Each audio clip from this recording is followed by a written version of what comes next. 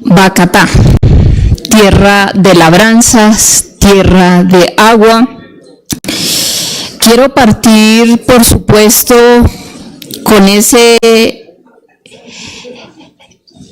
hecho que nos conmovió a Colombia entera y tiene que ver con esa relación estrecha que tienen los pueblos indígenas con la naturaleza, la madre selva. Y para los pueblos que habitaron esta sabana también su territorio ancestral. Hablar del río Bogotá es hablar no solamente de la principal determinante ambiental de Bogotá y la región, que agrupa 45 municipios, sino realmente es hablar del problema ambiental más grande que tiene nuestro país. 32% del Producto Interno Bruto precisamente está. Y quiero simplemente partir diciendo que el origen es socioeconómico, el origen del problema. Entonces, siguiente diapositiva, quiero decir que si pensamos en las hidrópolis ancestrales precolombinas, invito a que el Consejo de Bogotá, la administración, se conecte con la memoria anfibia. Estamos hablando de la memoria prehispánica, que nos recuerda precisamente los camellones, que deberían ser la marca de Bogotá y la región, el sistema agroalimentario de esta región. Y si miramos en el país, está el sistema de camellones y acueductos del pueblo zenú.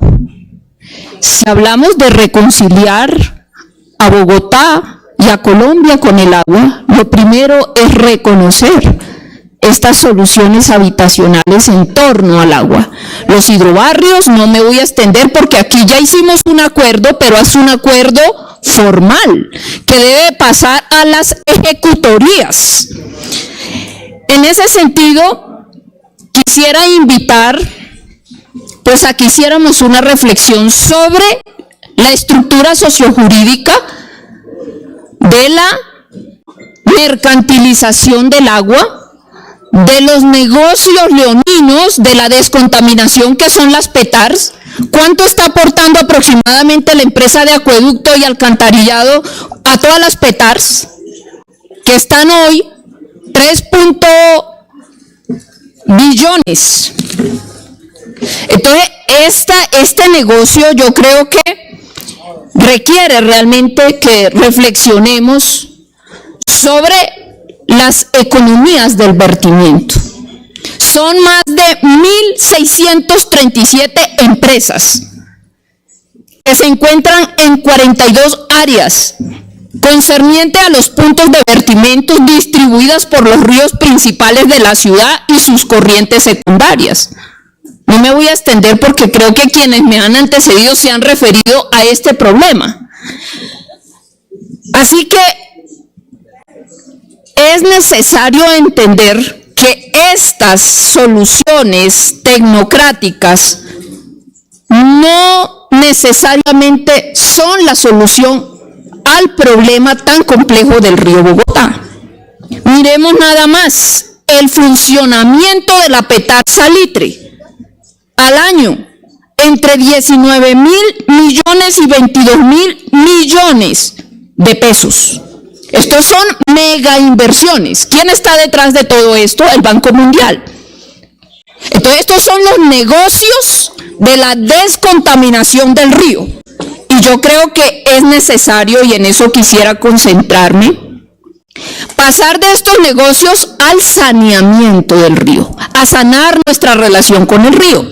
Y eso es solo posible si se entiende que la solución a este problema socioeconómico es político.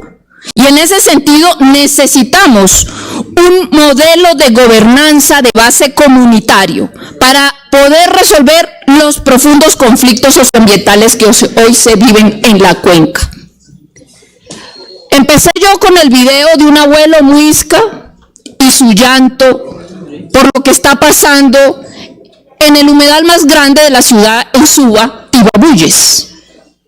Pero es que son los muiscas, la cultura, la cosmología del agua de este pueblo, que nos recuerda lo importante que es una ciudad y una región sensible al agua. Hoy que el Plan Nacional de Desarrollo tiene como punto número 1 ordenarnos en torno al agua, lo primero que tenemos que ordenar es nuestras ideas, nuestras concepciones del mundo. Yo invito a que salgamos de la tecnocracia desarrollista y cambiemos de paradigma por una gobernanza plural que reconozca todas las cosmologías, todas las culturas del agua, que reconozca las dinámicas ecosistémicas. Y en ese sentido escuchaba yo la intervención de la secretaria de Ambiente hablando del tema de educación ambiental, y me parece fundamental hacer referencia pues a los puntos que fundamentalmente se están trabajando en los PRAES, ojalá en los procedas, en los PRAUS, separación y manejo de residuos sólidos, programas para el postconsumo, producción y consumo sostenible, plásticos, huella ecológica, economía circular, Código Nacional de Policía y Convivencia. A mí me parece que ya hemos dado pasos importantes en el reconocimiento de la naturaleza como sujetos de derecho, más por una lucha de las comunidades organizadas que por una iniciativa propia del Estado, y creo que es central que en Bogotá y en Colombia esta estructura sociojurídica que reconoce la diversidad cultural de nuestro país entre, por supuesto, a la educación ambiental. Aquí tenemos un mapa con todos los avances jurisprudenciales que nos invitan a salir de esta idea de la mercantilización de los ríos, del agua, de la tierra, a pasar a entender que la naturaleza tiene un valor en sí mismo, intrínseco, que somos los seres humanos los que tenemos que reconciliarnos con sus ciclos y procesos vitales. Esa fue la gran lección que nos dieron los niños en la selva. Realmente la sabiduría indígena y el aporte de los pueblos indígenas, siguiente diapositiva por favor, tiene que ver con este tema. Hoy avanzamos en Bogotá en una semilla, con el diplomado de Juventud, Agua y Territorio, con los jóvenes que acaban de graduarse como guardianes del agua. Este diplomado dio una apertura, un diálogo pluricultural enfocado en la educación y pedagogía del agua, abre un camino en la forma que conduce a la justicia epistémica y la importancia de recuperar los ciclos del agua en el Distrito Capital. Pero eso no deberían ser 60 niños, esto debería ser todos nuestros PRAES, nuestros procedas, nuestros proyectos comunitarios ambientales, nuestros proyectos universitarios. De allí la importancia del río, no solamente como un actor ambiental, sino como un actor que tiene memoria, que tarde o temprano siempre recupera el lugar que nosotros le hemos quitado y que requiere, por supuesto, un modelo pedagógico. Entonces, ¿hoy qué tenemos frente a este tema? Siguiente diapositiva, por favor.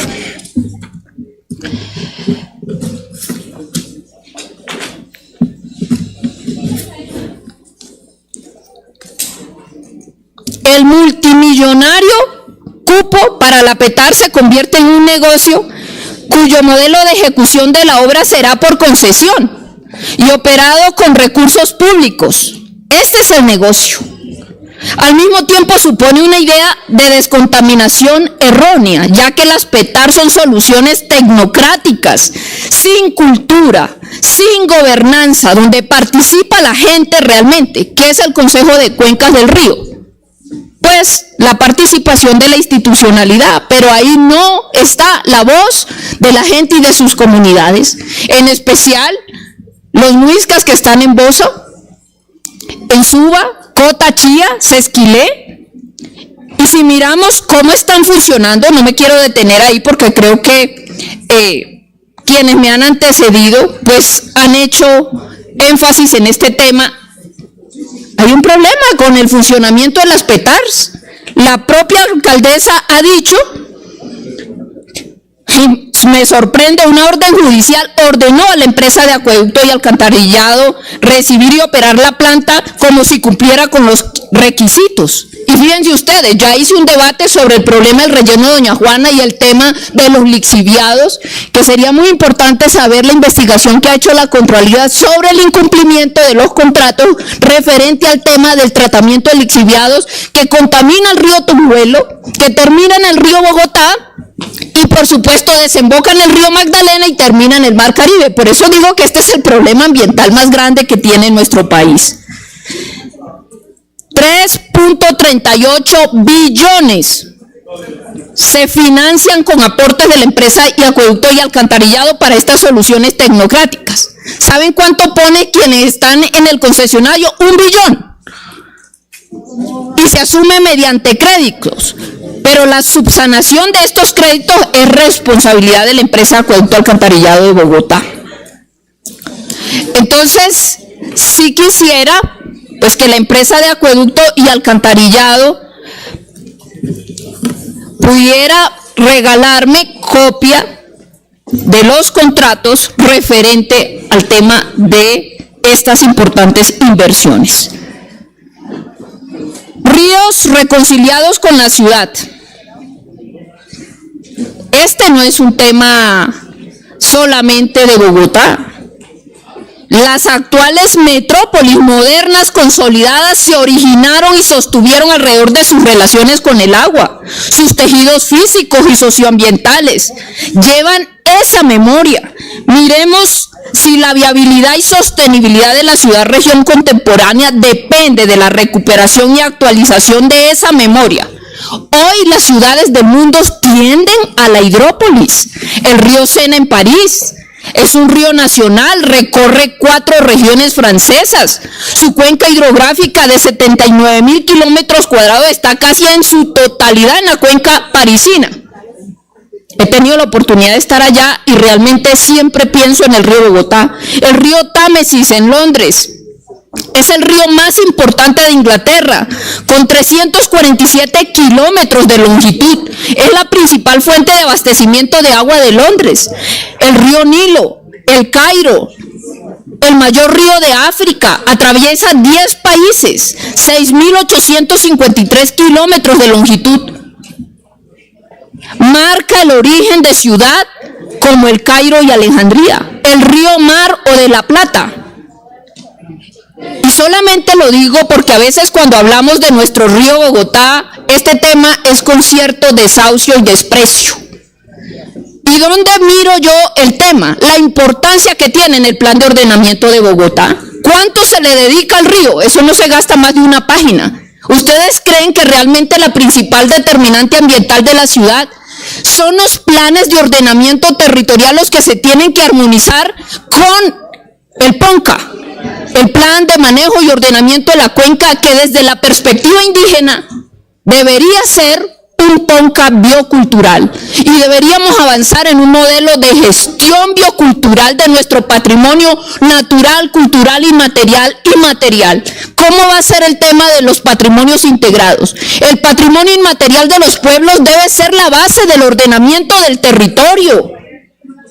Y eso está respaldado, por supuesto, en un plan de manejo arqueológico, y hoy los camellones deberían ser ese patrimonio de nuestra ciudad-región. Pero no, aquí seguimos en la lógica de la mercantilización de los ríos. A mucha gente le parece una pendejada decir que el río es sujeto de derechos. Incluso en los altos niveles académicos, ahí es donde se expresa el racismo ecológico también, a la hora de respetar las agendas sociales, políticas y los saberes de otros pueblos. Por eso esta es una invitación, no solamente una justicia epistémica, ontológica y política, sino una justicia ecológica, de reconocer el aporte que los pueblos hemos hecho, no solamente a nivel distrital, a nivel del país, sino a nivel del mundo. Es que la biosfera, es que el cuidado de la biodiversidad está íntima y estrechamente ligada a la diversidad cultural. El futuro de nuestro hogar, la tierra, depende de la conservación de esos conocimientos y de esos territorios biodiversos. Quisiera ir concluyendo mi intervención diciendo que en el mundo se han reconocido como sujetos de derecho a diversos ríos ante la grave situación de contaminación y se le ha otorgado a las comunidades ribereñas el papel de guardianes. El río Wanganui en Nueva Zelanda en el 2012, el río Yarra en Australia en el 2017, los ríos Ganges y Yamuna en la India en el 2017, el río Turán en Bangladesh en el 2019. Y aquí quiero dejar planteado simplemente una reflexión. Cultura y naturaleza no son dos cosas que están separadas. Los seres humanos no estamos separados de la selva, de las montañas, de nuestros ríos. Somos gotas de un mismo río. Somos nosotros los seres humanos los que pertenecemos a la tierra. Por eso, tan importante, y muchas gracias a Bogotá, ¿cómo vamos?, ponerme en el primer lugar de la agenda normativa, porque estas iniciativas normativas recogen el legado de una estructura sociojurídica que parte de esa estrecha relación entre cultura y naturaleza, los derechos bioculturales que espero entre todos podamos sacar en Bogotá, pero eso se requiere un cambio de paradigma. Y en ese sentido, yo creo que nosotros no hemos aperturado lo que significa la transformación de una estructura sociojurídica profundamente antropocéntrica, profundamente colonial, y ya lo enunciaba yo cuando hicimos el debate del POD y los modelos de ciudad, que lo hemos visto claramente cómo se expresa, pues también en toda la discusión que se ha dado en torno al plan de ordenamiento territorial y que desafortunadamente no pudimos surtir aquí en el Consejo. En Colombia, esto no ha sido un tema menor. Se han reconocido 15 ríos como sujetos de derecho: el río Atrato, el río La Plata, el río Cocora, el río Coello, el río Conveima, el río Chipalo, Supía, el río Cauca, el río Magdalena, que la anularon, el río Quindío. ¿Y por qué la anularon? Porque quieren concesionar el río Magdalena, imagínense. ¿Saben cómo se llama en nuestra lengua el río Magdalena? Yuma. ¿Y sabe qué significa? El alma de nuestra tierra. ¿Qué dicen nuestros mamos? El día que los colombianos recordemos que el río Bogotá, el río Cauca, el río Medellín, el río Cesar son ríos hermanos que fluyen juntos hacia la madre mar del origen, ese día vamos a empezarnos a reconciliar. Se ha declarado como sujeto de derecho la Amazonía, el páramo de Pisba, el Vía Parque Isla Salamanca, páramo Las Hermosas, el Valle del Cocora, que también la anularon, y 40 ecosistemas estratégicos en el departamento de Nariño. De estos casos yo quiero resaltar la sentencia T-622 del 2016 de la Corte Constitucional sobre el río Atrato, porque es fundante de la jurisprudencia sobre los derechos de la naturaleza en Colombia. Tan diferente que es leer la sentencia del río Atrato y leer la sentencia del río Bogotá. Creo que entre la magistrada que profirió la sentencia del río Bogotá y la prelación que le dio a las salidas tecnocráticas y el río Atrato, hay enfoques diferentes. Enfoques donde la supervivencia de las comunidades humanas, indudablemente ligada a la integridad de su ambiente, en su relación profunda de unidad entre naturaleza y cultura, esa interdependencia entre la diversidad biológica y cultural. Asimismo, la sentencia del río Atrato, a diferencia de la del río Bogotá, avanza significativamente en el papel que le otorga a las comunidades en torno a la gobernanza territorial. De este modo, ordena al gobierno nacional que ejerza la tutoría y la representación legal de los derechos del río, en conjunto con las comunidades étnicas que habitan la cuenca del río Atrato y del Chocó como guardianes, pueblos negros, indígenas unidos en torno a un río que los une, a través de la Comisión de Guardianes del río Atrato. En este sentido, el decreto 433 del 2011, por medio del cual se dictan medidas de asistencia, atención, reparación integral y restitución de derechos territoriales a las víctimas pertenecientes a los pueblos y comunidades indígenas, reconoce que la reparación integral de los derechos territoriales incluye el saneamiento espiritual conforme a las tradiciones culturales y ancestrales de cada pueblo, cuando al criterio de las autoridades tradicionales dicho saneamiento sea necesario. Hoy Bogotá avanza en reconocer los espacios sagrados del pueblo muisca. Mi primer contacto con la política fue que aquí Bogotá desconocía a la comunidad muisca de Suba. Tuve que librar una lucha política con esa comunidad para que le devolvieran el reconocimiento. Y qué difícil ha sido respetarle el humedal como los chucuas, como los úteros del territorio. Hoy, en el marco de la Jurisdicción Especial para la Paz, se reconoció en el año 2020 a la naturaleza como una víctima silenciosa del conflicto armado colombiano en los territorios indígenas, afros, en Tumaco, en Barbacoas y Ricaurte, Nariño. Entender que los ecosistemas son sujetos de reparación, y entonces el río Bogotá es una víctima también de toda esta lógica y esta estructura socioeconómica que lo ha tomado simplemente como un caño. Por eso es que el proyecto de acuerdo del buen vivir y los derechos de la naturaleza, que ha contado con ponencias positivas, hoy requiere una viabilidad política en el Distrito Capital, y trabajaremos para que esta agenda avance, pero no como un avance formal, sino como una transformación de nuestras relaciones sociológicas con el agua. Y también con una nueva institucionalidad que permita un marco de gobernanza más amplio, donde la comunidad tenga una voz y un lugar. Eso es Bacatairópolis, un avance conceptual, pero que necesita ser ejecuciones de política pública, implementación de política pública, que enriquece, por supuesto, la perspectiva intercultural, la ecología de saberes. Trabajamos por eso en esta iniciativa de las manos con las comunidades.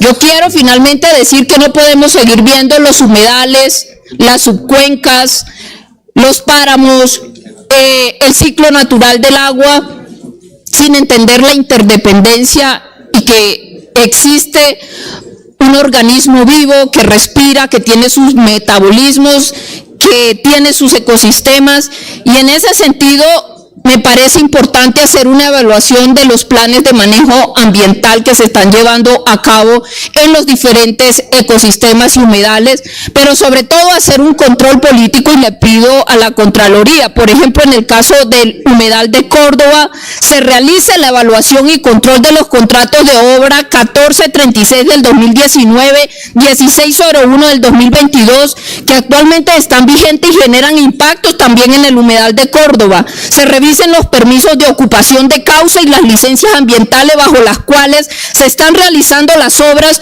para que hechos siguientes se realicen las acciones de restauración, conservación y protección de este ecosistema que se encuentra gravemente afectado.